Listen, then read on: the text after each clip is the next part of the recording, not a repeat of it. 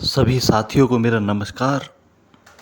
साथियों, मैं स्वागत करता हूं आपका आज की एक नई चर्चा पर कि मनुष्य की खोज क्या है। मनुष्य की खोज है अपने घर की खोज। यहाँ परदेश है, यहाँ सब वीराना है, अपने यहाँ कुछ भी नहीं। और यहाँ से जाना है, और जो थोड़ा बहुत अपना मान लोगे वह भी मौत छीन लेती है। यहाँ घर तो कभी कोई बना नहीं पाया, यहाँ तो घर उजड़ने को ही बनते हैं। यहाँ तो घर बन भी नहीं पाते कि उजड़ जाते हैं। यहाँ हम ही नहीं टिक पाते तो हमारे बनाए घर कैसे टिकेंगे। यहाँ की गई मेहनत तो अकारत जाती है। आदमी की खोज उस घर की खोज है जो मिले तो सदा के लिए मिल जाए। आदमी की खोज उस घर की खोज है जो सच में घर हो, सराय ना हो। यहाँ तो सब सराय हैं, धर्मशालाएं हैं, बस रैन बसेरा है। सुबह हुई चल पड़ना होगा, बहुत मोह मत लगा लेना। सराय में बहुत ममता मत बिठा लेना। यह छूट ही जाना है, यह छूट ही जाना है, यह छूटा ही हुआ है। तुमसे पहले बहुत लोग यहाँ ठहरे और गए, तुम भी उसी कतार में हो।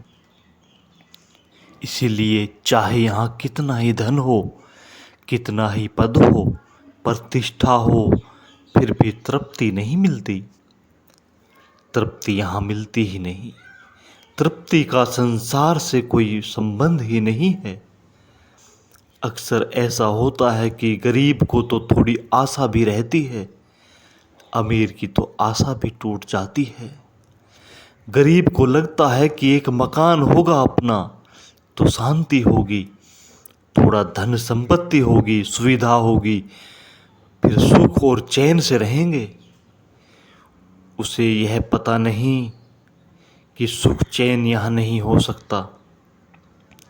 धर्मशाला में कैसा सुख चैन, कब उठा लिए जाओगे, आधी रात में पुकार लिए जाओगे, कब मौत का दूत द्वार पर खड़ा हो जाएगा और दस्तक देने लगेगा, कुछ भी तो नहीं कहा जा सकता।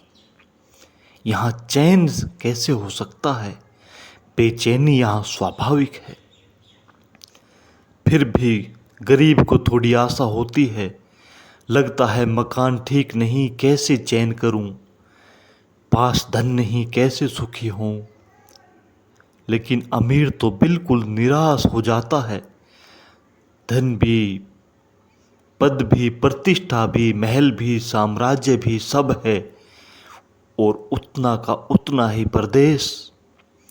परदेश रत्ती भर कम नहीं हुआ, और अब तो आशा भी करनी व्यर्थ। जिससे आशा हो सकती थी वह तो है हाथ में, तो धनी से ज़्यादा निराश कोई भी नहीं होता।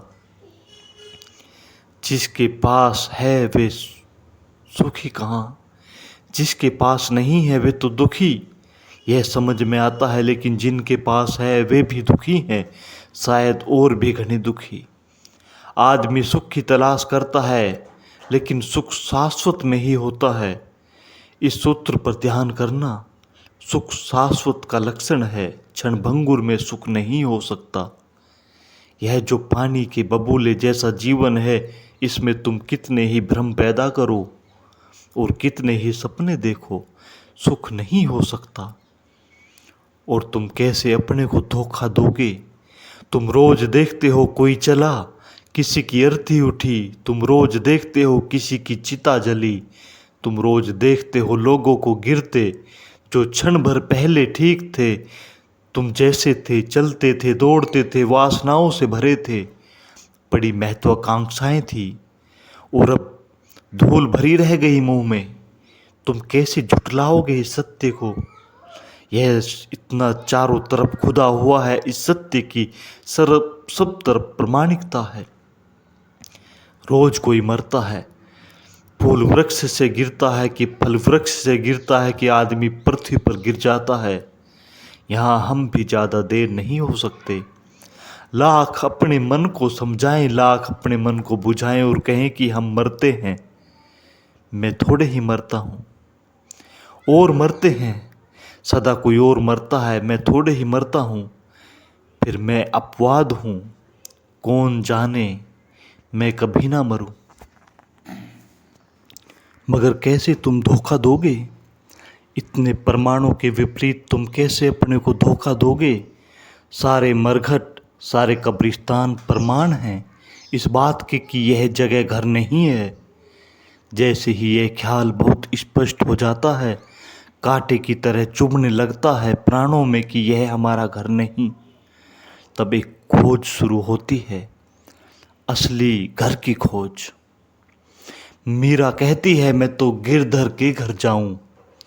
वह असली घर परमात्मा का ही घर हो सकता है। परमात्मा यानी जो सदा है, आदमी यानी जो कभी था और कभी नहीं हो जाएगा। परमात्मा यानी जो सदा है, सदा था, सदा रहेगा। सात्यते सनातन शाश्वत अनंता, जिसका स्वभाव है वही विश्राम है, उसकी गोद में ही विश्राम है। फिर तुम उसे राम कहो, रहीम कहो या तुम्हारी मौज की बात। मीरा का नाम उसके लिए गिरधर है, गोपाल है। यह नाम का ही भेद है। नाम में बहुत मत उलझ जाना, मतलब की बात समझ लेना। आम का रस चूस लेना, गुठलियाँ गिनने मत बैठ जाना।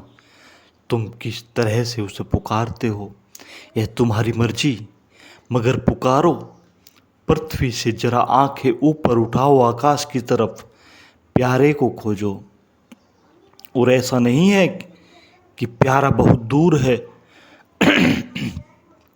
और ऐसा नहीं है कि तुम बड़े बड़ी पहाड़ियाँ चढ़नी हैं तब तुम्हें प्यारा मिलेगा। मज़ा तो यह है कि प्यारा बहुत करीब है, संसार बहुत दूर है, इसीलिए किसी को नहीं मिल पाता। संसार कब किसको मिला? संसार मिलता ही नहीं।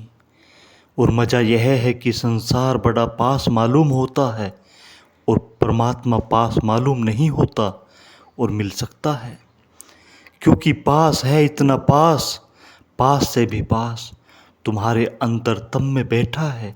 शायद इसीलिए दिखाई भी नहीं पड़ता। मछली को सागर कैसे दिखाई पड़े? उसी में पैदा होती है, उसी में लीन हो जाती है। आदमी को परमात्मा कैसे दिखाई पड़े? उसी में हम पैदा होते हैं, उसी में जीते हैं, उसी में श्वास लेते हैं, उसी में एक दिन लीन हो जाते हैं। हम उसकी ही तरंग हैं, हम उसकी ही वीणा पर उठे स्वर हैं, हम उसके ही फूल से उड़ी श्वास हैं, हम उसके ही दिए की किरण है, हमारा उसमें तादाम्य है। इसलिए भेद न होने के कारण देखना बहुत मुश्किल है। भेद चाहिए दृश्य और दृष्टा में, तभी देखना हो पाता है। कोई चीज़ तुम्हारी आँख के बहुत करीब ले आए तो फिर तुमने देख सकोगे। और एक तो बात तुम जानते हो कि अपनी आँख को तुम कभी नहीं देख पाते। आँख जिससे तुम सब देखते हो अपने प्रति बिल्कुल ही अपरिचित हो। अगर आँख को देखना हो तो दर्पण में देखना पड़ेगा। दर्पण में आँख दूर हो जाती है, प्रतिबिंब बनता है, प्रतिबिंब दूर हो जाता है, मगर आँख थोड़े ही देखते हो। दर्पण में तुम आँख की छाया देखते हो। आँख को तो अपनी किसी ने कभी देखा ही नहीं, क्योंकि देखना आँख की क्षमता है, इतनी करीब है कि उसको अलग कैसे रखोगे, और अलग रख दोगे तो फिर देखोगे किससे। ऐसा ही परमात्मा है, तुम्हारी चैतन्य की क्षमता है। घर बहुत दूर नहीं, शायद तुम घर की तरफ पीट किए खड़े हो।